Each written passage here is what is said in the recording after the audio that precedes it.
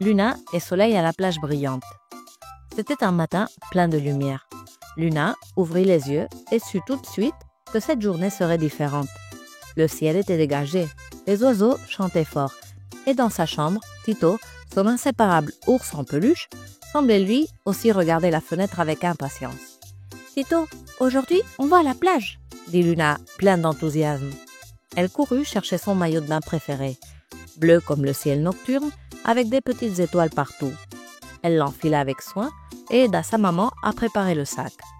Une serviette, une casquette, des lunettes de soleil, un sachet de fruits, tout, sa bouée en forme de dauphin. « Avant de partir, l'armure solaire !» annonça maman en sortant le flacon de crème. Luna tendit les bras et les jambes pendant que maman appliquait la crème solaire. Elle en mit aussi un peu sur le nez, comme si Luna était l'héroïne d'une histoire magique.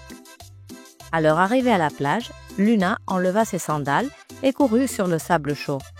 La mer s'étendait devant elle comme un miroir géant, jouant avec la lumière du soleil. Tito resta sous le parasol, bien protégé avec son petit chapeau en lin. Luna gonfla sa bouée et l'enfila avec soin. Alors qu'elle s'approchait de l'eau, elle aperçut quelqu'un de familier. Un garçon aux cheveux dorés comme le soleil, assis au bord de l'eau, les pieds trempés par les vagues. C'était Soleil. « Soleil !» s'écria Luna, ravie de le voir. Il se retourna et lui sourit. Il avait retroussé son short et tenait dans la main un petit coquillage brillant. « Luna, toi aussi tu es venue à la mer ?»« Oui, et regarde, j'ai une nouvelle bouée, » dit-elle fièrement. « C'est un dauphin qui me porte sur les vagues. » Soleil la regarda avec curiosité. « Pourquoi tu portes une bouée ?» Luna s'assit à côté de lui. « Parce que, même si je sais un peu flotter, la mer est malicieuse. Parfois, elle est calme. Et soudain, une grande vague arrive. Avec la bouée, je me sens en sécurité. Comme ça, je peux jouer sans m'inquiéter. » Soleil hocha la tête pensif. « Je peux venir avec toi. J'aime bien l'idée de flotter sans souci. »« Bien sûr, maman en a porté une autre, » dit Luna, toujours prévoyante.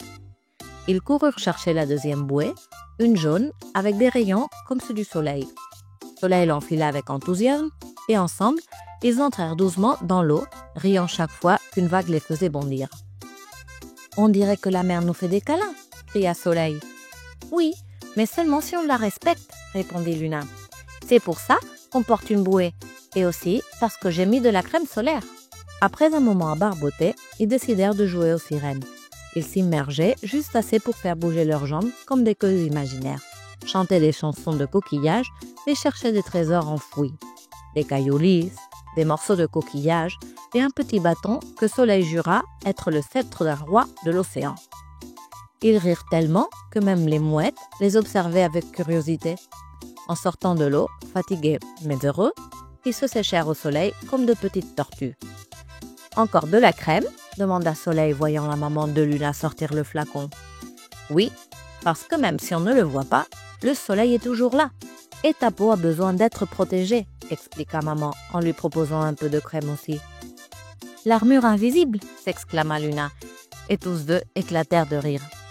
Assis sur la serviette, ils partagèrent quelques morceaux de melon, regardèrent les nuages aux formes étranges et se promirent de revenir ensemble une prochaine fois. Au coucher du soleil, le ciel se teinta de couleurs douces. Luna, déjà sèche dans sa robe légère, et Tito dans les bras, regarda Soleil. « J'aime que tu sois mon amie, » dit-elle avec un sourire.